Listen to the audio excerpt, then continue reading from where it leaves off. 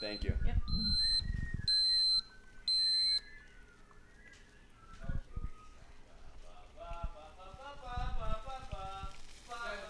Hi, say this is the morning podcast with Jacob and Ethan. This is hell.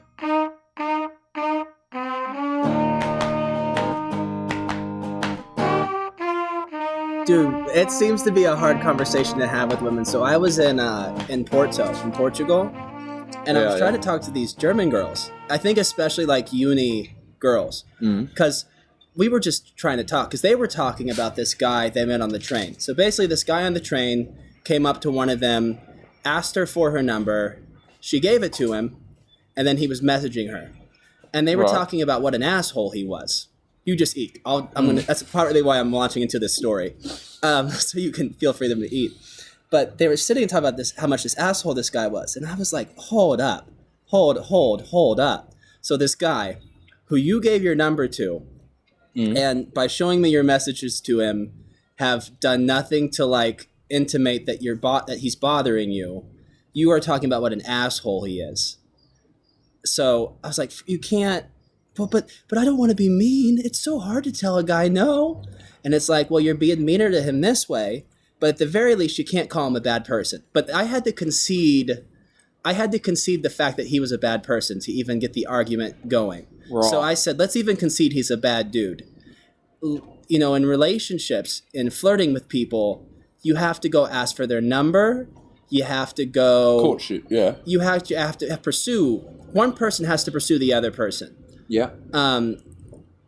Because we all know that like online dating doesn't work.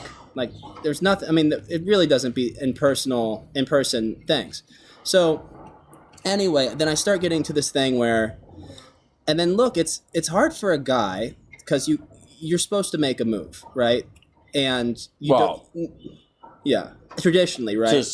Yeah. Well, that depends on the societal norm, but right, yes, right. I mean, let's say in Western societies. You know, I think in most cultures, former colonies of Great Britain, yeah, and I think of most cultures, it's probably more so than it is for us. But let's just, if you take that as a given, right? So you're supposed to be the make the move, and I know I've been in a number of situations with women where by not making a move, like I've been around women who complain about guys who don't make moves, and I've also been with women who complain that I didn't make a move or that I wasn't forward enough, or that I wasn't aggressive enough. And not only is it like frustration, but it's a little bit of loss of respect. And so I was trying to talk to this about these two women. Just like, there's this weird thing where like guys don't want to be rapists. Like nobody wants to be a rapist, but we're also supposed to like, some girls play hard to get too, and like how much hard to get is too much hard to get. So anyway, I don't want to get too deep down this rabbit hole. We should get Cameron in this. Yeah. It's a topic. That's a topic. Well, you got a lady's perspective there. But all I'm saying is when we got to that point of the conversation with these two ladies, when I got to that point in Porto, when I was like, it's a hard thing because, women respecting you less, but you don't want to be too forward because you don't want to be, a bad person. Yeah. But you have to be forward. And then they were just so triggered by it. They were so upset by the conversation that they just like, one of them especially just like, we can't talk about this. Like, I'm leaving. This is a wrong conversation to have. And I was just like, well, then how in the heck are the next generation even going to like copulate if they can't handle like the dynamics of a club? Yeah. Oh, no, I think you just got to be yourself. Well, yeah. And I mean, like it might be aggressive to her, but it might not be aggressive to someone else or. Well, and it was just, we were talking, in the context of this guy who she gave her number to, who she had never told off, and who they just immediately labeled as an asshole. Because, I mean, it triggered me a little bit. Triggered. We're just using the word trigger. Because it's like, I don't want someone to call me an asshole for not doing anything wrong. Am I going to, like, ask for somebody's number and chat with them, and then, like, maybe called an asshole to her friend? Like, for what? What did I do wrong there? And I respect them as people and their viewpoints, but I do think it's like, so anyway, we can move on to something else. I was just trying to think of a story, but it's one of those things where, I mean, we've got to acknowledge, we do a bad job of acknowledging the fact that we're humans. we reduce a lot of things to purely intellectual exercises, which aren't so. Yeah. But anyway, this coffee is very thin. Oh, I'm on this one. Yeah, I think you got the tea. You did it right. No, I might be a bit. No, it's just sweet coffee. Oh, from the other canteen? What other canteen? Oh, you were thinking it was tea. Okay. I thought it was tea because it's a lot lighter. I don't know what to say. What can you do? Should we take over this place by force? You just got to be yourself, man. That's all you can ever do. Do you think that's the answer? I think, sort of back to what you're saying, if you intellectualize everything too much, then you just stop being human. Because then, like, next time you talk to a girl, you're like, oh, am I being too aggressive? Am I not being... Just, obviously, if it's never worked, you need to change course. If women are running away from you and reporting you to the police, something is going terribly wrong. But, you know, I mean, even, you know, like, for example, every time we speak to Americans, like, we find Americans forward. As Australians, we find them forward. It's just a cultural thing. We're very open. Italy's very forward. Yeah. Yeah, I just think, it's just a sort of cultural... You don't think Australia's... I feel like Australians are pretty open usually, too. We're open, but would you say we're forward when it comes to dating? It's so subjective. Yeah, it's like, there's no right or wrong. No, I mean, I'm not even labeling but it's just good qualities. Yeah, like what's forward? I guess I'm talking more generally now, not just about dating, but I feel like we Americans have this rap for being like, I don't know, Yankee Doodle Dandy coming in on the spot in a pair of shorts like, hey everybody, you're all my friends now, let's talk. And that is Americans are extrovert, that is very true. And I think Aussies especially tend to have that quality too. Like, they show up and they're ready to chat anybody up. At least the ones I've come across. Maybe it's not the same back home. Do you feel like Aussies are willing to chat though once the chat's been started? I feel like we're not very approaching. Yeah, we're not talkative. If you chat to us, we'll chat to you back, but like and happily. But I feel like we're a bit awkward, a bit shy, and I agree with that. In starting chats. I would also say it partly depends on the accent someone has. I don't really even know the parts of Australia, but I know when there's someone with a more English-like accent, they tend to be more very self-composed. They tend to be very self-composed and very proper. Yeah, very proper. When you get somebody who's got more of your kind of accent, they tend to be much more like, oh, I don't know anything about the country. No, it's just fine. that's an observation. That's a fair call to make. It is. I mean, you're a bit of an anomaly where you've grown up and then...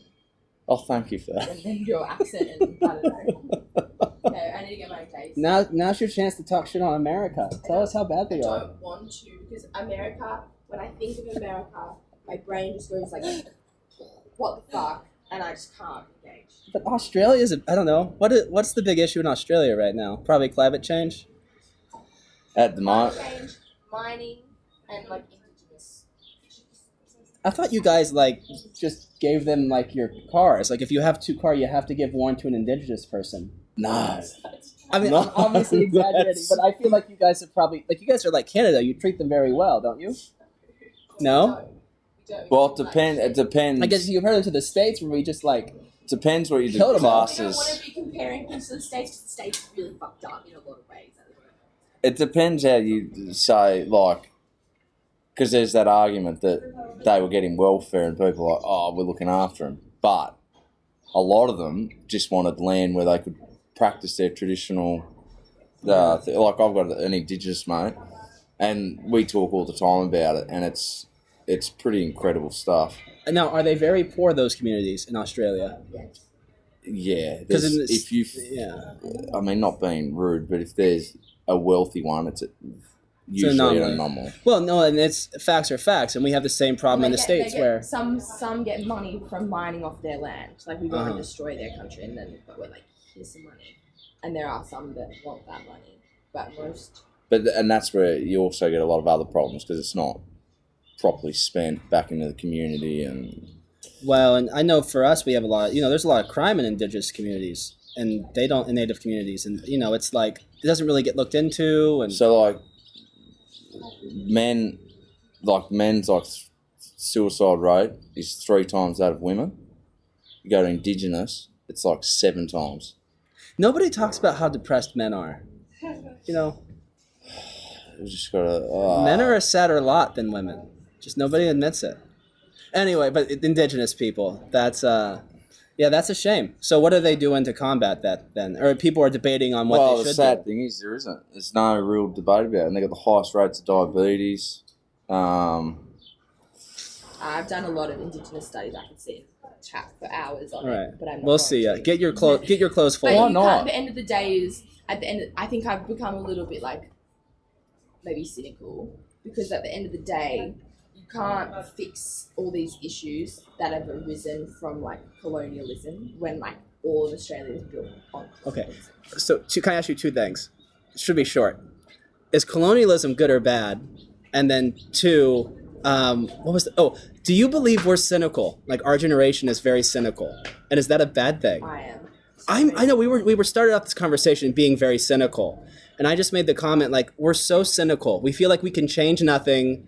Like That's everything's also fucked. psychology, though. Yeah? We focus on the negative. It's a survival You thing. think it's just people Well, yeah, history? Yeah, I wouldn't brains be are surprised wired it's because that of all the fucked things that have happened or that are happening in the world currently that we've become very. But that's why negative news sells. But don't you feel like in comparison to like world history, this is like a really good time? Like most of the time in world history, somebody is like In times of like But people, you were gonna hygiene say, and stuff you were like about that. to say people are dying and stuff, right? But like that is exactly what's happening here. It's just a new, like, more modern form. But we have war going on. We have mass shootings. We have famine and flooding and. Do we have famine? Because I feel like everywhere I go, I have plenty to eat. I can like go get a bag of rice that could feed me for a week for like $1. Rich American go in all these countries that can. But it's like $1 for a bag of rice. You know, it's like I don't have to work in a rice paddy all year and then like pray it doesn't storm to where it destroys my rice field. I think it's famine's definitely a thing. Or scarcity is probably a better The word. number of people below the poverty line in the 20th century is like a chart like this. Like it looks like the S&P, It's you know. disgusting. Well, no, the people who have gotten out of poverty. Like the 20th century has remarkably gotten a large number of people out of poverty. But there's still a lot of it. I mean, there's still poverty. I'm not denying it. I think there's reason to be optimistic about the 20th century. A lot of the historical ills of like the plague and of Well, like yeah, half I the mean, when society you talk living things like, like that, like malnourished, General we've beat. hygiene. What the fuck? We just lost millions. We are losing accessibility millions of of people water. to COVID-19. It's not like the Black Plague, though. You know, How? because the Black Plague was Black Plague wiped out half the world's population. yeah. I know, but we're not there yet. I mean, people still, like, it's still going on. I You think reckon it's not over and done? COVID took out maybe about 1% of the world's population. That's like much less than 25%. Oh, Yeah, but the population was smaller back then. Yeah, but still relative terms. I think in relative terms, we've had such advances in modern medicine. There's a lot to be optimistic for with the 20th century. I'm a big believer in the 20th century. Bringing out nice, all these like big advancements and shit aren't bringing out the nice side of it though. Look at everything that's going on. Like I think it's becoming like problematic. I think it's not going to pick her up. So she's making the claim that advancements. I know you eventually you stop noticing it's there, but she's saying that for all the advancements, it's making people worse. We're becoming shitter people, and everyone's becoming more self-entitled, more like just wanting to get to the top, not really caring what they step on. And So what's your suggestion? I don't think. We can't do anything. That's the whole cynicism part. No, I was speaking specifically on Indigenous. I mean, and there are things you can do, but it's very complex, and it's not just like a simple fix. But I don't know. I don't know. People are getting so fucking weird. I see. Here's my thing about colonialism, because I know I'm not like pro-colonialist, but when I look at a place like Afghanistan, wouldn't it have been better if we had just made that like the 52nd state instead of trying to pretend like we could make a country there? My argument to that is, I mean, Better for who though? correct. Better for everyone. Subjective too. No, you asked the fucking Indigenous people of Australia whether they thought colonialism was a good thing, having their land. Well, no, I'm not even talking about natives here. I'm just sometimes has colonialism been a positive instead of a negative? Well, not back then. There was only one way to do it, which was divide and conquer. Yeah. I mean, you can sit here now and say those states have flourished, but flourished in what, medicine and. But she has a point. Like the Indigenous in Australia are pretty, Absolutely fucked. and It's really bad for them. And it's no different to America. I mean, there's obviously the whole slavery thing, but no one ever really touches upon that the Native Americans, they fucking copped it worse than most. Oh no, no one It's never talks mentioned. about our history with. I think part of the problem is Which it's is sad. so recent. You know, we were still, even after the Civil War, we were still fighting wars up in the Dakotas. Okay, ready. Yeah, see ya. And so I think that's part of it. It's just no, I don't think people acknowledge it, and I think too part No, of it's just pretty. It seems to get drowned out almost. well, and I think part of the problem too is government has tried to throw a lot of economic incentives at the natives. So we call them natives or Native Americans. Yeah. But we try to throw a lot of money. So a lot of people feel resentment toward those communities because it's like you basically get free college, you get free everything. Why aren't your communities not heaping piles of dog shit anymore? But I mean, And I'm not saying that's my opinion either, No, but no, I think no. that's. But that's, this sort of, I think, leads to your view, not your view. Yeah, you touched upon that we should be more optimistic, and look, we probably should be because. We can now get in most places. I'm not saying totally. You can get clean water or. When we have access to clean fucking water Correct. all the time, everywhere. And there's- in human history, that's a miracle. And there's basic. We know that germs exist. They didn't know germs Yeah. existed until like 1900. You get basic antibiotics now. You can all these We have things, right? penicillin. Yeah. Like you can go under for surgery. Like anesthesia is Yeah. like in the last 120 years. Yeah. The fact that you don't have to like in the Middle Ages, people would willingly choose to die instead of undergo like routine surgeries. Yeah. Not surgeries you would die from. Just they would rather die from their ailment than undergo the excruciating traumatic experience of Yeah. watching and feeling their leg cut open. And if you look at sort of, I mean, I don't know what the statistic is, but it's something crazy like less than 300 or 400 years ago, we're only living to like 50 as an average, and now it's something like 80. Oh, actually, I don't know what the global is, Yeah. but it's almost doubled. Like when you think about that, and that 400 years in human history is so minute. We're taller. Over this, every Yeah. year we get taller, and I mean, yeah. can we be optimistic? We should be. And like you go to places like Africa and stuff, we have all this beautiful technology that can sort of, if it's done right, can circumvent all the early days of invention, and then they can start having these really efficient, pristine, like systems that really work. Yeah. Because all the, I think all the early technology's been discovered and it's been refined. So I think we should be optimistic like that. But at the same time, throwing money at a problem never works because it's about delegation, and there is none. You can throw as much money at a problem as you want. If it's not organised, structured, delegated, well, what do you do? What are you achieving? Well, and this is where I come back with the colonialism thing, where I'm not saying colonialism ever, or the colonialism of the 19th century especially, of any of it, is great. But when you look, what's the barrier to getting Africa clean water, great infrastructure? It's political corruption. It's political corruption and rivalries between factions. And if Yeah. you had somebody come in there with a big cock, and I'm not saying you should do this, but if you had someone come in and say, you know what, this is the United States of Africa now, and and then you just put in, not talking the states do this. but I'm just saying in general terms. when I think back to it, because I feel like Afghanistan was a great embarrassment for America, and it's something where like I feel like it's not like Iraq where we never should have been there in the first place. Like it was legitimately a semi-governmental attack on the states, 9/11, and so you're gonna Okay. and so I feel like what should we have done differently there? Do we just go there and take out Osama then leave, or what do we do differently? Well, And how do we really help, because like in Afghanistan, we thought, well, you just give them enough money and we develop enough infrastructure, like this place will stabilize. But the truth is that's just a false hope. It doesn't work like no, that. you need rules and structure. Look, the Middle East is interesting, but I think generally speaking, like,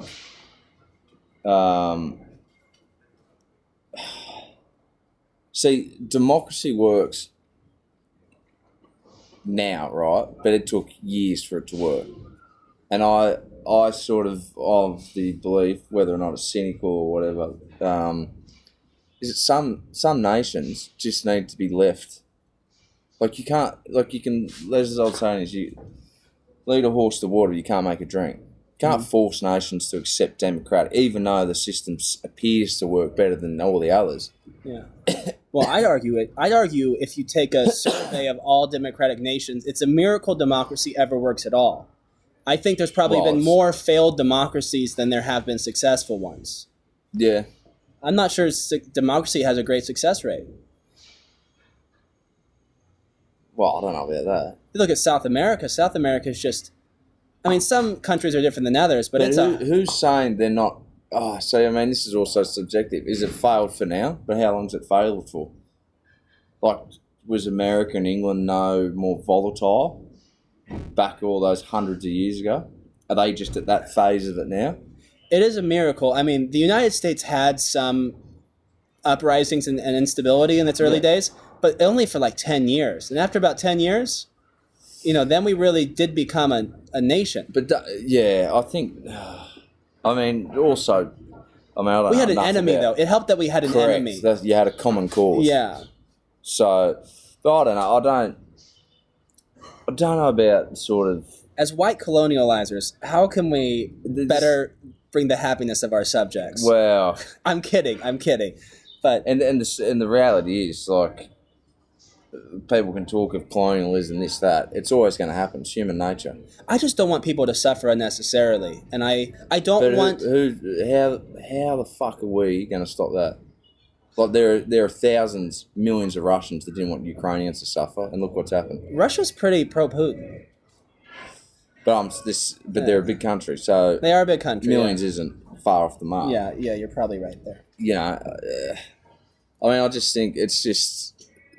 Sort of, like you sort of said earlier, there comes a point where it's just, sometimes you just have to accept it's human nature. Well, and we're not their daddy either, right? When you think of indigenous people, we shouldn't be taking a fatherly approach to them and trying to figure out what's best for them on their behalf either. No. Yeah. And like I'm not across the subject as much as I should be, but I believe like we gave the land... It's called Kakadu National Park. Uh-huh. It's a stunning part of the world up in the Northern Territory. And it was handed back to the Aboriginals and they manage it.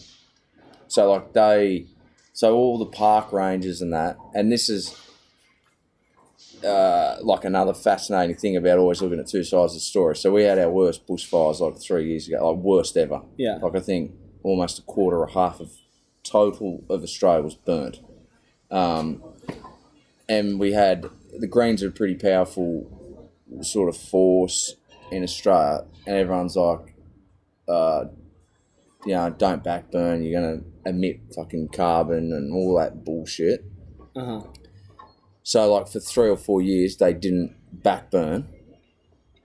And this is the irony, like you think you're saving the environment, and then because you haven't burnt off the fuel, you've made it ends up becoming the worst. That's why there's always two sides to it. And like Indigenous people had been backburning for years, and they just wouldn't listen because you got these people with these fancy degrees in environmental management, whatever that even is, and so now they've sort of got more of a thing, and even, which is the scary thing about, we saw a bit of it last night, no one wants to discuss the other side. They're just like, no, don't backburn, you're going to create emissions and all this. And you get this sort of group think. Yeah. And consequences are far deadlier. And all the Conservatives said that, the conservative side of politics were... for proactive sort of management of the land, and the Greens sort of voted it down or whatever, and then there's always two sides to a story, but the Kakadu thing, like it's pretty incredible. So anyway, because those people still continued to burn, that area was saved from the fires? I think up there did all right. Okay. And now they fully manage it, and then they got from what I understand, they got so all the park rangers are Indigenous, I believe, and all the kids are back into it, and I think there's as I said, I'm not too far across it, but I think like that sort of tribe or that community of Indigenous people are a lot happier, and like rates of violence have gone down. Give people something to do. Yeah, so as you said, like not being their father, like what do you want? Yeah. We want to manage our land. All right, let's talk and work out a way to do it then. And I think there's probably, I went around with a Native girl for a little bit in university, and she was pretty conflicted about, she had her upbringing and she was proud of it, but she was also kind of embarrassed by it. Like I started trying to talk to her about, like some of like the traditional dances she did or whatever every year, and she was very embarrassed to talk about it. There's probably, some of that conflict too, I'm sure, in those communities. Yeah. It's probably like, you want to be modern, you want to be part of, but on the other hand, you don't want to lose your identity. You want to keep what makes you, you. Correct. I need to get somebody on here from one of those groups. That would be good. Yeah. Yeah, I've tried, I try to get my token minorities, Yeah. I try to, Well, like we just said, like you need a healthy perspective from the other side. Well, and you don't know what you don't know. Correct. And I think let's wrap this up in a minute. But it's interesting when you talk about the fires, because I think we don't make enough due allowance for ignorance. We don't make enough due allowance for being wrong in how we see the world. Yeah. And I think too, it's one of those things where last night where I was talking about why I'm skeptical of the social sciences. It's like we think we've proved things true in the social sciences and in climate science. Yeah. Like we've proved them true in physics. And that's just not the case. And then that has repercussions when you have such certainty about what you should do, and then half of Australia ends up burnt. Yes. So, there's a guy called Edmund Burke. You might enjoy it. It's actually a pretty short read, but he wrote something called like Notes on the Revolution in France. But he was a Brit. Okay. But it's basically like 50, 100 pages, like defense of conservatism. And it kind of devolves into that, which is like, it's not saying that conservative viewpoints are, and I'm not necessarily a conservative, but he's saying in defense of conservatism, it's not that conservative viewpoints are always the most logical, but, when something has been a tradition or a belief for 200, 300 years, there's probably a good fucking reason for it. Correct. And you ought to make damn well certain that you're Correct. disabusing yourself of it for, knowing what you're doing. I totally. Yeah. Yeah. I mean, that's an interesting thing going on. What's going on socially in the world with the whole traditional things of gender and all that sort of stuff. There's a lot of appetite for change. People want things different. They're unhappy and they want things different. The change is good. Not all change is good, though. Yeah, I'm not saying it is, but there's certainly, I think, an appetite for it. Just like on the early days of the Russian Revolution, there's a lot of idealism and there's a lot of appetite for change and there's a lot of disgruntlement. Yeah. So sometimes I wonder if it will ever spill over, and if it ever does, in what way? In terms of, I don't know, some kind of conflict, internal conflicts. Oh, At what point do we believe we're so fucked that nobody has faith in traditional discourse? Like the only way to enact change is violence. If you really believe, America not getting pretty crazy? Well, and so if we look at we are all talking about cynicism, right? And we all believe people believe. I'm talking about the 20% of people that I went to university with who really want to make a change in the world, who want to do things different, and. At what point does that 20% have the same viewpoint as us, that discourse and protest is worthless and the only way forward is violence? And then the political has failed, so now we must take, it's like January 6th. If you really believe that U.S. democracy has failed, that Donald Trump got more votes than Biden, but the internal workings of the government have taken his presidency away from you, the only rational response is to storm the Capitol. If democracy has failed, one should take it back by violence. And so, it's an interesting. Well, and I'm not saying I think it's No, I see what certainly you're saying. internally reasonable. so you're saying? Yeah, and so I was not there. I was not, I'm not supporting Yeah, this. yeah. But I think, who we gotta wrap this up. You know who Thomas Aquinas is? He was a big fat monk who said that God exists. Yeah. Anyway, if you try to fight Aquinas by going into the middle of his arguments, you always lose because he wins by the assumptions that he makes you take at the very start of his arguments.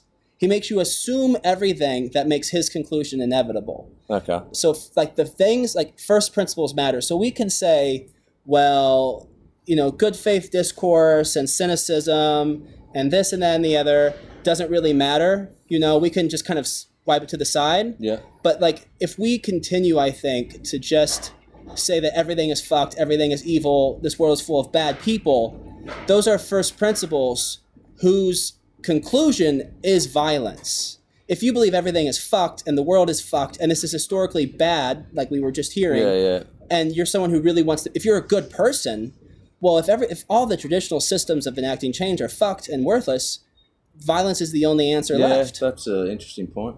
I'll see your point of view there. Yeah.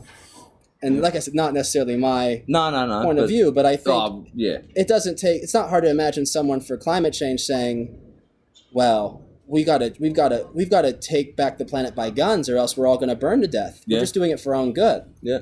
So I just think we have to be careful. Anyway, it's a pleasure having you on. Anything you want to plug or anything you want to have a last word about anything? No, I think as I said, that was my first podcast, probably a bit average, but no, it's great.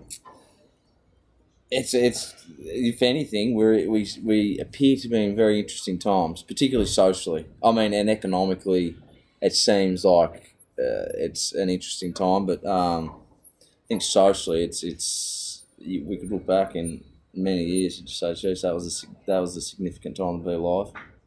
We've never had better houses and better clothing and better food, and we're just still miserable. Yeah.